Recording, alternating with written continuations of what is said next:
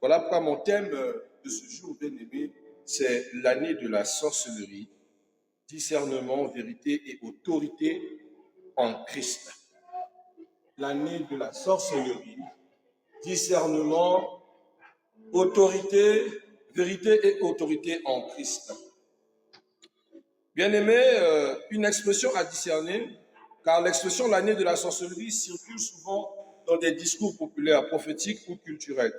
La Bible, cependant, ne parle jamais d'une année dominée par la sorcellerie, mais elle parle clairement de l'augmentation de l'iniquité, de l'augmentation de l'activité des ténèbres et surtout de la suprématie totale en Christ sur toute puissance occulte. La Bible parle de façon périodique qu'il y a des temps où les ténèbres seront élevées. Nous sommes en train de rentrer dans un temps où les ténèbres vont prendre une grande ascendance spirituelle, une grande volupté. Et c'est cette année, c'est-à-dire qu'on a observé des ténèbres dans les années précédentes, mais cette année, ça sera grand. Manifesté par les jeunes, les grands, les petits et moyens.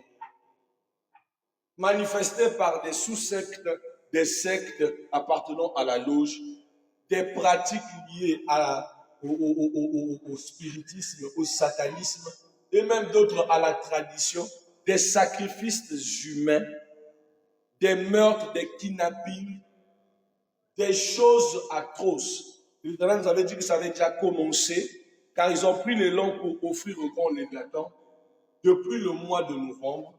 Et là, nous sommes juste en train de rentrer dans le tremplin le plus pire. Voilà pourquoi vous devez veiller sur vos enfants, veillez sur eux, ne les laissez pas exposer, ne les abandonnez pas à la rue. Et vous aussi, veillez sur vous, ne vous prenez pas pour Superman. Quand le Seigneur me disait, il me dit, vous avez connu la vague des bébés noirs, mais vous allez connaître la vague des kidnappings. Jusqu'aux grandes personnes, la personne grande, mais elle est sortie, mais elle n'est pas revenue. Parce qu'on l'a prise et ils sont allés l'immouler quelque part.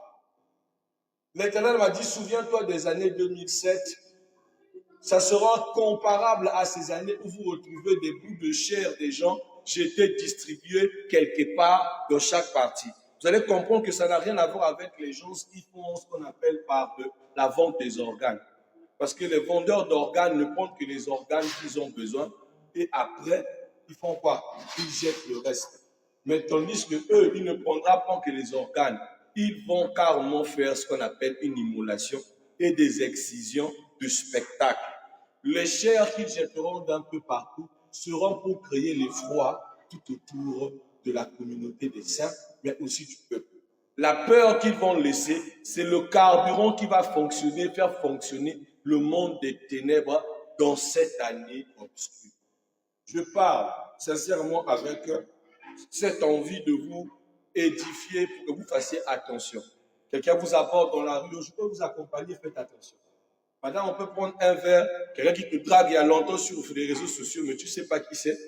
Il te dit que non, on peut se voir dans un snack bar hôtel où on peut passer du bon moment, ou patati patata. Quelqu'un qui est trop facile financièrement et toi tu apprécies parce que tu penses que plus tu te donnes de l'argent, plus tu te sécurises. C'est que ça veut dire que tu n'as pas suivi les vidéos de Ajamama. Si tu as déjà suivi les vidéos de Ajamama, c'est qu'un jour on va t'amener dans une maison, soit disons sa maison, or que c'est la maison où ils font des sacrifices de femmes. Faites attention, je suis en train d'insister. L'augmentation de l'activité des ténèbres cette année est d'insolité. Tout commence dès le premier jour de l'année. Intercontinentalement, le premier jour a été marqué par des chocs post-traumatiques pour tous les enfants de Dieu. Et pourtant, après avoir chanté bonne année, mais nous avons senti le pic des ténèbres. Pendant que j'étais en train de faire le live, ce même jour-là, quelque chose est descendu du ciel et tombé. Ouh! Je l'ai senti très fort. Je dis bien très, très fort dans le micro. J'ai retiré les casques pensant que c'était que le micro qui a réagi. J'ai encore entendu un deuxième secousse ce même soirée-là. Et en matinée, nous avions une avalanche d'une pluie puissante qui a créé beaucoup de dégâts. Je veux dire à quelqu'un ceci, ce n'est pas un hasard. Vous prendrez ces signes à la légère. Mais moi, je vous dis, ce n'est pas un hasard. Faites attention, soyez prudents, rentrez à temps chez vous, évitez des gens que vous ne connaissez pas. N'appréciez pas la consommation financière de ce que vous ne connaissez pas. Vous allez vous livrer à quelque chose qui va vous détruire. J'ai vu des ministères séduits, des églises de Satan naître. J'ai vu des sectes des jeunes gens, des jeunes garçons commençant de l'âge de 18 ans jusqu'à monter. J'ai vu des petits garçons de l'âge de 16 ans initiés à la sorcellerie. À de la sorcellerie à l'état pur. C'est un âge très sombre, laissez-moi vous le dire, et surtout de suprématie totale. Il est donc crucial de venir à la parole pour comprendre ce que réellement la sorcellerie, comment elle agit et comment le croyant doit se positionner. Alors la question du moment, c'est qu'est-ce que la sorcellerie selon la Bible? Qu'est-ce que la sorcellerie selon la Bible? La Bible dit que la sorcellerie inclut la manipulation spirituelle, l'invocation des esprits, la divination, l'enchantement, les pactes occultes, les sacrifices. Les sacrifices. Alléluia. Et la Bible disait dans Deutéronome chapitre 18, 10 à 12, il dit qu'on ne trouve chez toi personne qui pratique la divination, l'astrologie, la magie, l'enchantement, etc. Quiconque fait ces choses est une abomination à l'Éternel. Alléluia. Et vous devez savoir aussi que la sorcellerie n'est pas seulement un acte de faire office, de sacrifier des gens, mais c'est surtout un acte considéré comme une rébellion. Dans 1 Samuel chapitre 15, verset 23, la Bible dit « La rébellion est aussi coupable que la divination. Et la résistance ne l'est pas moins que l'idolâtrie. » On classe la sorcellerie comme un vent révélatoire. Ça veut dire que nous sommes dans une année où cette sommité s'élève. C'est l'année de la rébellion. Une rébellion puissante spirituelle qui a atteint un pic stratosphérique. Quand beaucoup de jeunes personnes ou quand le monde en grande masse rentre dans les pratiques sombres, bien aimés, vous comprendrez tout simplement que vous avez commencé une année où le diable va être très manifeste. Bien aimé, ça va faire peut-être 3 mois où je n'ai plus eu de Kémy qui venir m'insulter sur mes lives. Mais depuis que nous avons arboré le fin d'année là, c'est-à-dire le 31, le 30, jusqu'à aujourd'hui, ces gens sont repris leur acte. Comme s'ils savent que c'est le moment où ils peuvent venir faire leur n'importe quoi. Comme s'ils savent que c'est le moment, c'est le temps, c'est leur saison de faire du n'importe quoi. Les batailles deviennent énormes, mes bien-aimés. Que personne ne vous trompe sur des slogans élevés en bannière quelque part pour vous dire « Oh, année de prospérité, année de je ne sais quoi ». Bien-aimé, une année est le résultat de ta marche avec Dieu. Une année est le résultat de tes objectifs avec Dieu. Ce que tu as préparé et comment tu le travailles avec ta marche et surtout ton degré d'obéissance à la parole de Dieu. Donc, ça ne dépend pas de vos vœux que vous avez fait solennellement le 31 pour dire voilà ce qui va m'accompagner. Si vous n'avez aucune pratique dans cette année, 0 résultat. Mais ça n'empêche pas le mouvement de la sphère spirituelle. Et Dieu nous annonce que c'est un temps très délicat. Alors faites attention, je vous assure. Si vous avez connu que la franc-maçonnerie comme étant une icône, l'Éternel me dit il y a des sous-sectes qui vont se créer, qui vont générer, qui vont combattre plus que le nom même de la franc-maçonnerie. C'est là où j'ai compris l'image qu'il y avait entre la grande bête et la petite bête. Or, la petite bête, on ne la comparait pas à la grande bête. Or, que la petite bête a fait plus mal que la grande bête, parce qu'elle a plus séduit, elle a plus gagné, elle a plus conquéri. C'était vraiment la bête de l'évangélisation des sataniques. Nous, on l'attendait sur une forme de dragon. Non, lui, il va dans le sens de passer par les médias, les réseaux sociaux, par la sensibilisation malsaine, par la prorogation des faux frères qui initient les autres dans le domaine de la sorcellerie, le domaine occulte. Des jeunes filles, des jeunes gens, des jeunes chrétiens qui paient à la foi tous les jours. Les gens s'en vont dans l'envie, eux aussi, de pouvoir se faire une forme d'abondance, une forme de réussite. Et comme ils ne veulent plus compter sur la voie de l'effort, alors ils tombent dans la bassesse de mêler une spiritualité quelconque. Oh, bien-aimé, je vous enseignais une fois, lorsque vous touchez à la sorcellerie, lorsque vous touchez à la magie, bien-aimés, vous vendez votre âme au diable. Et l'âme est la seule chose sensible, la seule chose qui vous permet d'avoir un cœur, d'avoir un sentiment. Quand vous n'avez plus d'âme, vous n'avez même plus peur de sacrifier votre propre enfant. Même si vous sentez en vous, par éthique, que ce n'est pas bon, mais l'amour de le retenir, vous ne l'avez plus. C'est comme ça que ces gens-là n'ont pas peur de donner la vie aux gens, de faire du mal aux gens. Alors faites attention. Faites attention aux personnes qui vous invitent, même par rapport aux églises. Tu es pasteur, tu me suis, s'il te plaît, écoute bien ce message. D'autres invitations sont des pièges de ta propre destruction. D'autres invitations sont des initiations par inconscience. Exhume bien les Écritures et demande à Dieu le chemin. C'est une année très sensible. Je dis très sensible. Vous allez rencontrer des pasteurs sorciers. Et vous écouterez qu'on a attrapé des pasteurs sorciers cette année. Des scandales d'une envergure. Vous avez vu la nudité dans les 2 années là? Non, vous n'avez pas vu la nudité. Vous allez voir de la nudité à l'état pur. La bêtise dans l'église a une sommité que vous n'aurez pas croire.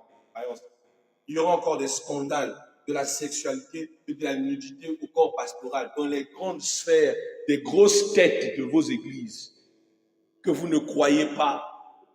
Des grandes icônes qui vont casser la foi et beaucoup vont repartir dans la perversion. Nous rentrons dans un âge où le christianisme va connaître beaucoup plus de combats que possible. Que la Bible annonce-t-elle une intensification des ténèbres? Oui, mais sans jamais donner la victoire aux ténèbres. La Bible dit dans 1 Timothée 4, verset 1, il dit « Or l'Esprit dit expressément que dans les derniers temps, quelqu'un abandonneront la foi pour s'attacher à des esprits séduits. C'est déjà prophétisé. » Dans 2 Thessaloniciens chapitre 2, 7, la Bible dit « Le mystère de l'iniquité a déjà agi. Et il est en train de continuer d'agir. » Dans Matthieu 24, 12, la Bible dit « Parce que l'iniquité sera accrue, l'amour du plus grand nombre est en train de refroidir. » Et nous sommes en train de voir quelqu'un qui s'est fait tamponner violemment par un véhicule, au lieu de le mettre rapidement dans un moyen pour sauver sa vie, les gens sortent leur caméra. Ça devient un grand n'importe quoi. Une personne est tombée en pleine avenue en train de faire la crise des convulsions. Au lieu de trouver une solution pour lui, chacun sort sa caméra. On devient insensible à la douleur des autres. Tout est devenu médiatisé. Plus rien n'est vraiment lié à l'amour, au pardon, à la passion que l'on peut offrir au temps qu'enfant de Dieu. Nous descendons peu à peu à devenir pire que des animaux. Alléluia. Donc il ne s'agit pas seulement d'une année de sorcellerie, mais d'un temps où le combat spirituel devient plus visible. Alléluia. Alors, troisième des choses, les dangers d'exalter la sorcellerie plus que Christ. Quels sont les dangers que ça va emmener? Parce que le diable sait pourquoi il positionne ses armes. Parce que les conditions ou les conséquences seront stratosphériques envers les hommes. La Bible dit dans Osée 4, verset 6, mon peuple est détruit parce qu'il lui manque la connaissance. Dans 1 Jean 4, verset 4, la Bible dit, vous êtes des dieux petits enfants et vous les avez vaincus. Vous devez savoir que nommer une année de la sorcellerie sans proclamer l'autorité du Christ, c'est donner une gloire illégitime aux ténèbres. C'est lui donner une gloire illégitime parce que le Christ nous a donné le pouvoir de vaincre. Mais cependant, bien aimés, les conséquences d'un tel acte vont générer des malédictions, des condamnations, des fléaux, des choses naturelles qui vont arriver dans le monde, plus que ce que vous avez vécu les années précédentes. Des tsunamis d'un degré, des tremblements de terre sur la zone centrale de l'Afrique, chose qu'on n'avait jamais expérimentée. Écoutez bien ce que je suis en train de dire. Hein. Vraiment, je veux que vous soyez assez sensibles à la voix. Des érosions dans des endroits où on n'attendait même pas cette érosion, mais ça s'est passé et ça a englouti des familles en une seule soirée. Bien-aimés, des phénomènes naturels vont se déclencher à cause de la hausse de l'iniquité, de la pratique de la sorcellerie, du sang versé des innocents. Bien-aimés, ça va pousser la colère du ciel à s'abattre sur la terre. Malheureusement, comme dit la parole, quand ces choses arriveront, au lieu que le juste ouvre ses oreilles et que certaines personnes s'affermissent à suivre le Seigneur, ça va encore élever la rébellion. Ça va encore attiser la rébellion. Et ce sont les signes que nous allons pas à pas, bien aimés, à ce qu'on appelle par l'avènement du Seigneur. Je vous en prie, traitez votre corps, traitez votre âme, Jésus revient bien. Or, je ne veux pas faire comme Noah du Ghana. Je veux juste vous dire, préparez vos cœurs. Parce que même Noah de Ghana est un agent du monde des ténèbres. Son œuvre qu'il a accomplie a brisé des foi multiples. Il sait lui-même qu'il était en train de faire du faux. En même temps, c'est lui qui, soi-disant, annonce la fin du monde. Mais c'est lui qui gagne de l'argent en faisant des publicités pour des hôtels. Et les gens ne peuvent pas comprendre que cet homme-là est faux. Je ne sais même pas comment est-ce qu'on a pu convaincre les chrétiens de croire aux inepties d'un fou pareil, qui passe par la parole. Or que tous ceux qui ont lu la Bible savent que Dieu s'est repenti d'avoir frappé le monde de la telle sorte. Et il s'est dit qu'il ne va plus noyer la terre. C'est pas nous, c'est la Bible qui le dit dans le livre de Genèse. C'est pas ça. Mais pourquoi Noah de Gabon, de Ghana, j'ai pas envie d'avoir des problèmes avec mes frères gabonais, puisse nous dire de telles prophéties. Et il y a des gens qui ont cru. C'est pas possible. Voilà pourquoi je dis, bien aimé, tant que vous fermez vos Bibles et que vous écoutez les hommes sans ouvrir la Bible, beaucoup vont souffrir.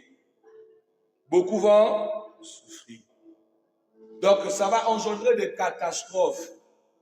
Le pic de la foi déjà est en train de baisser énormément. L'Église, si on peut parler de cote de popularité. Bien aimé, nous sommes en train d'aller dans les vannes sombres. Pas parce que Jésus n'agit plus. Pas parce que Jésus a perdu en puissance. Mais juste parce que le diable mêlé dans l'Église est en train de salir la réputation et de détruire la réputation des authentiques dans l'Église. Faisons passer l'Église comme si c'était vraiment du n'importe quoi. Je vous en prie. Faites attention. Quelle est la position biblique du chrétien face à la sorcellerie? La Bible dit que le chrétien n'est pas une victime. Il nous a délivrés de la puissance des ténèbres. Tu n'es pas une victime et tu n'as pas à être victime de la sorcellerie. Tant que tu marches dans la sérénité, la sincérité et que tu es attaché à Christ, tu n'es pas envoûtable.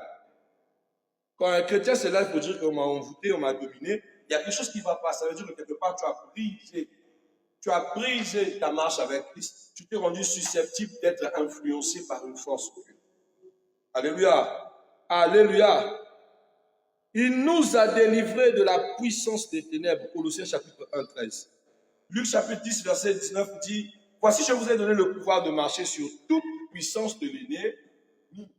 Dieu nous a donné ce pouvoir. Alléluia.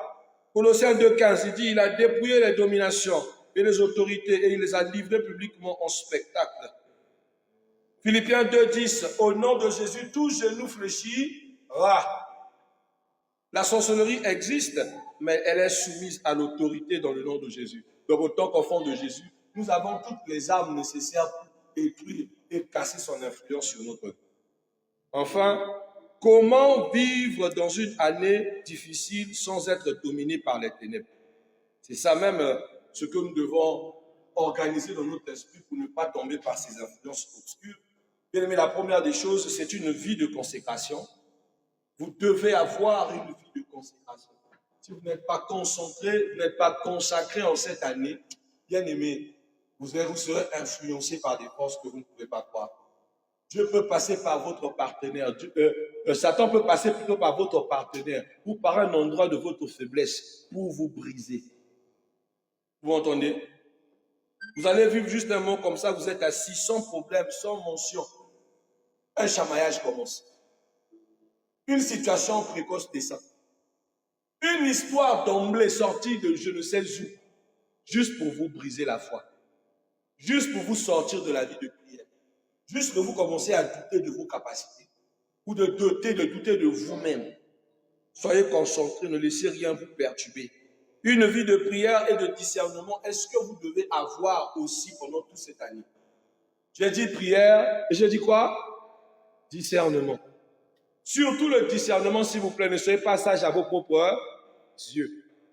que vous venez faire des déductions par vous-même. Laissez l'Esprit de Dieu éclairer votre chemin. Retirez l'orgueil de votre âme.